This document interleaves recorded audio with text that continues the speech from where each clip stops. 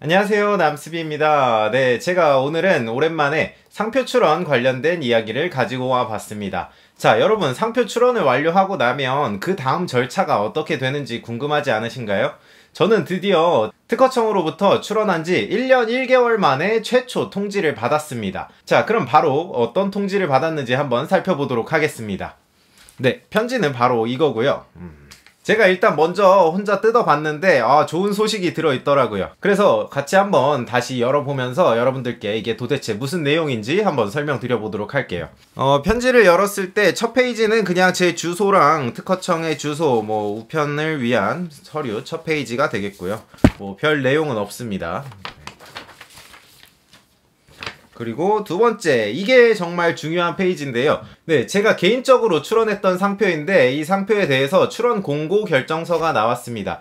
그러면 도대체 이 출원 공고 결정서는 어떤 서류냐라는 거에 대해서 설명을 드려보도록 할게요. 자, 그러면 특허청에서 뭐라고 말하고 있는지에 대해서 읽어보도록 하겠습니다. 이 출원에 대하여 상표법 57조에 따라 출원 공고 결정을 합니다. 그리고 밑에는 상표 견본 이미지가 함께 첨부가 되어 있고요. 자, 상표법 57조에 따라 출원 공고 결정을 한다는데 그러면 상표법 57조가 무엇인지를 살펴보면 되겠죠. 자, 그래서 제가 오른쪽에 상표법 법조문을 준비를 해왔습니다. 자, 제57조 출원 공고를 한번 읽어보도록 할게요.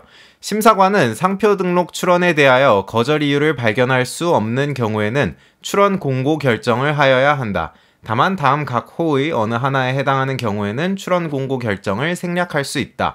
제가 1항만 읽었습니다. 밑에 자세한 내용들이 조금 있긴 한데 그렇게 중요한 내용들은 아니라서 가장 중요한 내용은 첫 번째에 나와 있는 내용입니다. 바로 심사관이 이 상표 등록 출원, 제가 출원한 서류에 대해서 심사를 해봤는데 거절 이유가 없는 거예요. 등록을 줘야 될 것 같은데 라고 생각이 들면 바로 이 출원 공고 결정서를 출원인한테, 저한테 날려줘야 된다는 겁니다. 그래서 저는 이게 굉장히 기쁜 소식인 거죠. 왜냐면 1년 1개월이라는 시간을 걸쳐서 심사를 진행을 했는데 당신의 출원은 등록받을 수 없습니다 라고 거절 이유 통지서가 나올 수도 있습니다. 하지만 저는 다행히도 출원 공고 결정서라는 것을 받게 됨으로써 심사관이 한번 살펴봤는데 거절 이유가 따로 없으니까 등록을 해줄 수 있을 것 같다라는 간접적인 통지가 되겠습니다. 하지만 이게 정확한 등록 결정의 통지는 아닙니다. 왜냐면 상표에서 출원 공고 결정을 한 다음에는 상표 공보에 제 상표가 공개가 되게 됩니다. 그러면 다른 사람들이 먼저 상표 공보를 살펴보고서 그 상표 공보를 본 다른 일반 사람들이 저 상표는 심사관이 찾지 못했지만 제가 먼저 쓰고 있던 상표입니다. 혹은 저 상표는 해외에서 유명한 상표이기 때문에 등록받을 수 없는 건데요 라는 이의 신청을 할 수가 있게 됩니다. 따라서 상표 심사에서 심사관만이 모든 절차를 심사를 진행하는 게 아니라 일반 사람들한테 공개를 함으로써 공중의 심사를 조금 도모해 보겠다라는 취지로서 상표 출원 공고 제도를 운영을 하고 있는 것이죠. 출원 공고를 하고서 2개월 동안 별다른 이의 신청이 없다거나 하는 경우에만 최종적으로 등록 결정을 통지를 해주게 됩니다.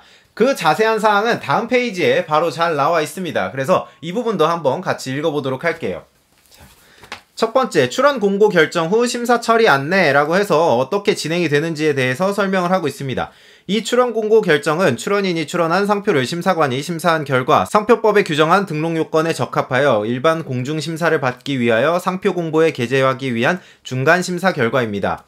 두 번째, 출원 공고 결정 후 출원인의 상표가 특허청에서 발행하는 상표 공보에 게재되어 출원 공고일로부터 2개월 이내에 일반인으로부터의 이의 신청이 있거나 심사관에 의하여 새로운 거절 이유를 발견했을 경우에는 재심사를 하여 등록 가부를 결정하게 되며 이의 신청 기간 내에 이의 신청이 없을 때에는 등록 결정서를 발송하게 됩니다. 라고 설명을 하고 있습니다. 그러니까 2개월 동안 이제 별다른 사유가 없다면 등록 결정을 해줄 것이고 2개월 안에 누군가 저 상표는 등록받을 수 없다라고 얘기를 하고 이의 신청을 건다면 다시 심사관이 심사를 진행을 해서 거절 이유 통지를 내릴 수도 있다는 얘기가 되겠죠. 자, 그러면 오늘 이제 출원하고 나서 1년 1개월이 지난 시점에서 어떻게 진행이 되었는지에 대해서 한번 알아봤고요. 특허청이 한 페이지 더 저에게 편지를 보냈습니다. 특허청이 지금 가지고 있는 굉장히 큰 고민을 엿볼 수가 있는 페이지가 되겠습니다. 바로 지정상품 적정화에 대한 안내라는 별도의 페이지를 저한테 송부를 해줬어요.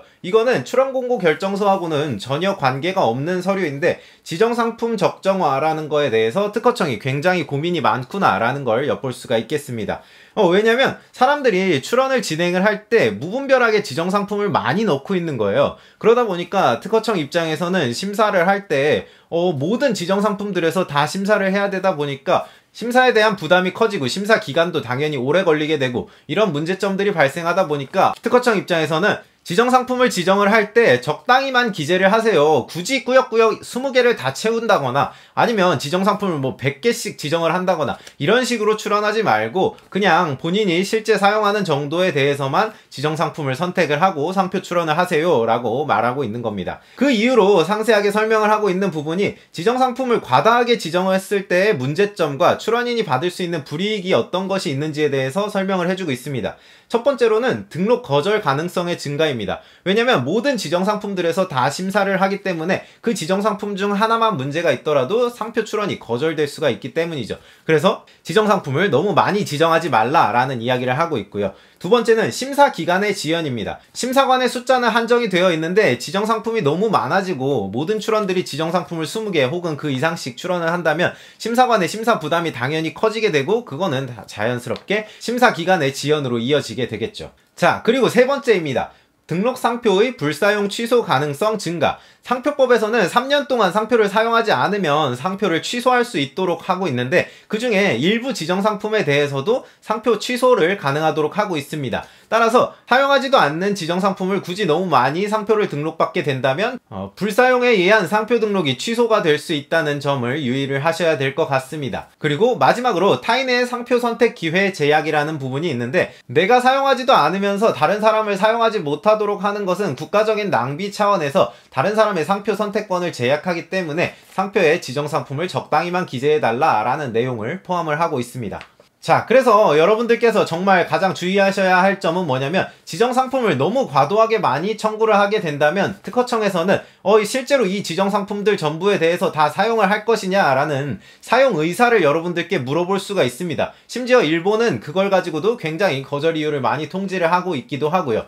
따라서 여러분들께서 실제로 상표를 출원하실 때 지정상품을 굳이 20개까지는 무료라고 하니까 그냥 20개를 꽉꽉 채우실 필요 없고 적당히 내가 필요로 하는 상표, 지정상품에 대해서만 출원을 하시는 게 조금 더 합리적이고 여러분들이 거절 이유를 통지받지 않도록 하는 확률을 높일 수 있다라는 점을 설명드리겠습니다. 네, 그러면 오늘 영상은 여기까지였고요. 오늘 특허청으로부터 좋은 소식, 출원 공고라는 소식을 전달받게 되어서 여러분들께 그 내용도 한번 설명해드리고 지정상품을 왜 굳이 많이 하면 안 되는지에 대한 이유도 설명드려봤습니다. 특허청이 지정상품 적정화에 대해서 굉장히 많은 고민을 하고 있고 저 같은 경우도 지금 실제 출원을 하고 지정상품을 2개밖에는 선택을 하지 않았음에도 불구하고 심사기간이 벌써 1년 1개월이라는 시간이 흘렀습니다. 그리고 2개월이 지나야 최종으로 등록 결정을 받을 수 있기 때문에 상표 하나 등록받는데 이렇게 오랜 시간이 걸릴 필요가 있을까라는 생각이 듭니다. 그래서 여러분들께서도 가급적이면 지정상품을 최대한 적정한 수준에서만 선택을 하시는 것을 추천드리고 오늘 영상은 여기서 마치도록 하겠습니다.